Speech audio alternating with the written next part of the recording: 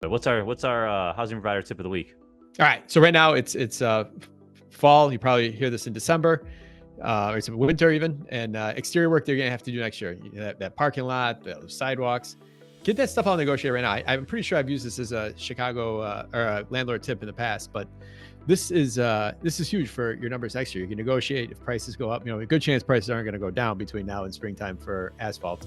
If anything, it'll probably go up due to the demand in the beginning of the season. So lock all that stuff in right now. And now it's the time to build rapport with your vendors as well too, because they actually have time to stop and listen, or they have time to stop by your office and go through things with you. So take advantage of this, what should be a slower season for you, which is definitely a slower season for your exterior vendors, and ultimately save you money and help you build a relationship.